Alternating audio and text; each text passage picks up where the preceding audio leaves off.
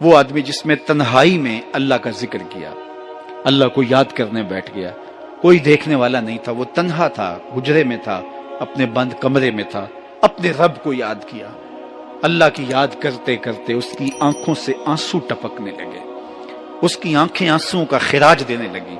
تو میرے اور آپ کے آقا و مولا نے فرمایا کہ یہ آنسو اتنے قیمتی ہیں، ان آنسوؤں کے بدلے میں قیامت کے دن اسے عرش الہی کا سایہ نصیب ہوگا، عرش الہی کا سایہ اسے نصیب ہوگا ان آنسوؤں کے بدلے میں۔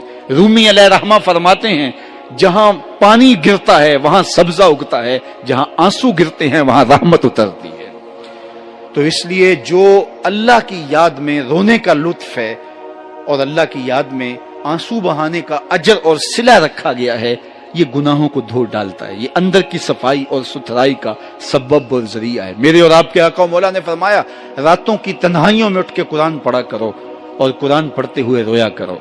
پھر فرمایا فَإِلَّمْ تَبْكُوا فَتَبَاكُوا، اگر رونا نہ آئے تو رونے کی کوشش کیا کرو۔ حضرت داتا گنج بخش علی حجویری سے ایک مرید نے کہا حضرت اگر رونے کی کوشش کریں پھر بھی رونا نہ آئے، فرمایا پھر اپنے مقدر پہ رویا کرو۔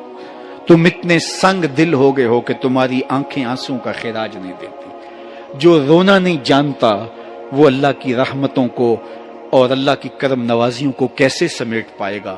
بچہ روتا ہے تو ماں دودھ دیتی ہے، جب بندہ اللہ کی حضور الہاؤ زاری کرتا ہے، عجز کرتا ہے، انکساری کرتا ہے تو اللہ کی رحمتوں کو جوش آتا ہے اور اللہ تعالیٰ کی رحمتیں اس پہ برستی ہیں، اور اس کے نہ صرف گناہ معاف ہوتے ہیں بلکہ اللہ تعالیٰ اس کے گناہوں کو بدل کے نیکیوں میں تبدیل کر دیتا ہے۔ ایک فقیر تھا، ملنگ درویش، اللہ کا بندہ، اس کی عادت یہ تھی کہ اپنے ڈیرے پہ آنے والوں کو کھلاتا، ان کو پلاتا، ان کی ضروریات کا خیال رکھتا، لیکن کو مالی آسودگیاں نہیں تھی۔ ہوتا یہ تھا کہ بعض اوقات لوگ آتے تو ادھار لے کر کے وہ لوگوں کو کھلا دیتا۔ خیر چونکہ فقیر کا مزاج یہ ہوتا ہے کہ لوگ آئیں اس کے ڈیرے سے کھائیں، بابا بلے شاہ نے بھی کہا تھا نا، اٹ کھڑک کے دکڑ بجے تتا ہووے چلا، آن فقیر کھا کھا جاون راضی ہووے بلا۔ یہ فقیروں کا مزاج ہے، تو جو بھی آتا اس کے ڈیرے سے کھاتا اور وہ ادھار اٹھا اٹھا کے لوگوں کی ضروریات کو پورا کرتے رہتے۔ وقت آخر آ گیا، جن لوگوں نے ادھار دیا تھا وہ سارے تقاضا کرنے آ گئے۔ اب بابا جی کو کیا فکر لاحق ہے کہ یہ میرے مہمان ہیں اور میں ان کو کچھ پیش کرنے کی صلاحیت نہیں رکھتا۔ ایک بچہ تھا، وہ کچھ سامان بیچ رہا تھا، پتیسا بیچ رہا تھا یا کوئی اور چیز بیچ رہا تھا۔ اس نے گلی سے گزرتے ہوئے آواز لگائی، خادم کو کہا سے بلا کے لاؤ، کہا تم بیچ رہے ہو تو میرے مہمانوں کو کھلا دو۔ بچہ بڑا خوش ہوا کہ میں سارا دن گلیوں میں گھوم کے یہ پتیسا بیچنا تھا، اب یہ ایک جگہ ہی سارا فروخت ہو گیا تو یہ تو موج لگ گئی، میں جلدی گھر چلا جاؤں گا، میری ماں خوش ہوگی۔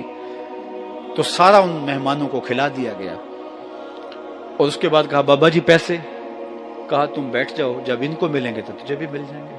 وہ بیٹھ گیا، 2 4 10 منٹ بیٹھا تو بچہ تھا، پھر کھڑا ہو گیا، بابا جی پیسے؟ کہا جب ان کو ملیں گے تو تجھے بھی مل جائیں گے۔ پھر آدھا گھنٹہ گزرا تو پھر اس نے کہا بابا جی پیسے؟ میری ماں میرا انتظار کر رہی ہے، ہمارے گھر کا چولہا اسی سے جلتا ہے، میں یہ پیسے لے کر جاؤں گا اور میری ماں کوئی ہنڈیا خریدے گی اور ہم شام کا گھر کا کوئی سلسلہ کریں گے۔ کہا بیٹا جب ان کو ملے گا تو تجھے بھی مل جائے گا۔ بچے نے رونا شروع کر دیا، یتیم بچہ تھا، اس کا سارا آسرا یہی تھا، اس نے رونا شروع کر دیا۔ جب بچہ رویا اللہ کی رحمت کو جوش آیا۔ کوئی مرید نذرانہ لے کے ان بزرگوں کے پاس آ گیا اور اشرفیوں کی بھری ہوئی تھیلی پیش کی۔ وہ اتنے پیسے تھے کہ اس بچے کو بھی دیے، جتنے لوگ آئے تھے سب کا قرض چکایا، کہا جاؤ گھروں کو۔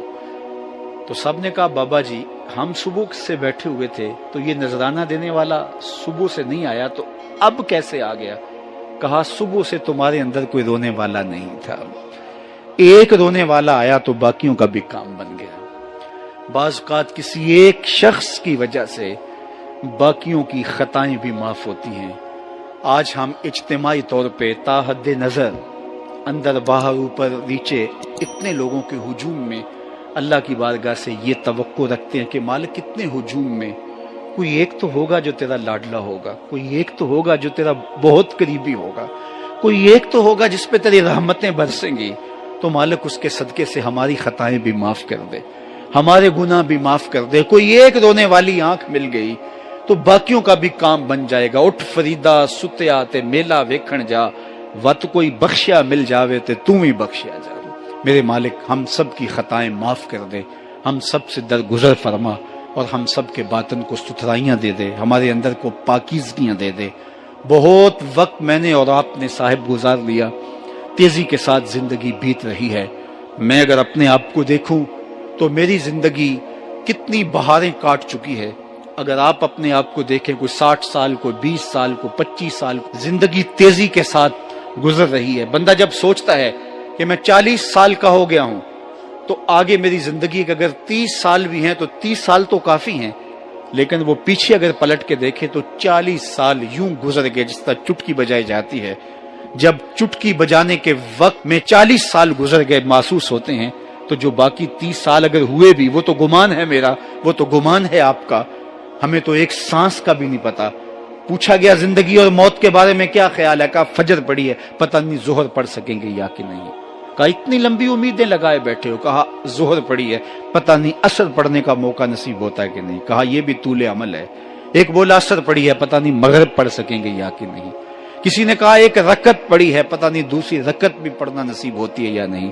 کہا یہ سب تمہارے منہوں کی باتیں ہیں، میں تو کہتا ہوں ایک طرف سلام پھیرا ہے، پتہ نہیں دوسری طرف سلام بھی پھیر سکیں گے یا کہ نہیں۔ کیا موت اتنی قریب نہیں ہے؟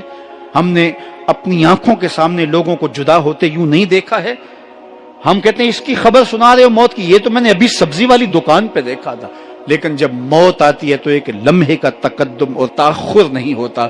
تو صاحب آئیے اپنی زندگی کو اللہ اور اس کے رسول کی راہوں پہ ڈالیں۔ آج وقت ہے، آج موقع ہے، آج توبہ کا دروازہ کھلا ہے، کل سب کچھ نہیں ہوگا۔ آج اس کی رحمتیں آواز دے رہی ہیں، آج وقت ہے، وقت پر کافی ہے ایک قطرہ بھی آب خوش ہنگام کا، جل گیا جب کھیت برسا می تو پھر کس کام کا۔ اب آئیے سنیے، اس کائنات کے اندر ہمیں وہ خواتین ملیں گی جو پردے کے پیچھے تھی، لیکن پردے کے سامنے ماں نہیں آئی، عبد القادر جیلانی آئے۔ ماں پردے کے پیچھے تھی، پردے کے سامنے فرید الدین گنج شکر آئے۔ ماں پردے کے پیچھے تھی، مہر و ماں نے بھی آنچل نہیں دیکھا، لیکن پردے کے سامنے کربلا میں حسین ابن علی آئے۔ تو یہ پردے کے سامنے آئے، وہ پردے کے پیچھے تھی۔ تو جب مائیں پردے کے پیچھے ہوں تو پھر بیٹے جو ہیں وہ پردے کے سامنے آ کے وہ نقش ثبت کرتے ہیں کہ جو لوگوں کے زندگی کے نقوش کو جو ہے وہ اجال دیتے ہیں اور تقدیر بدل دیتے ہیں۔ تو اس لیے ماؤں کی ذمہ داریاں گھر سنبھالنا ہے۔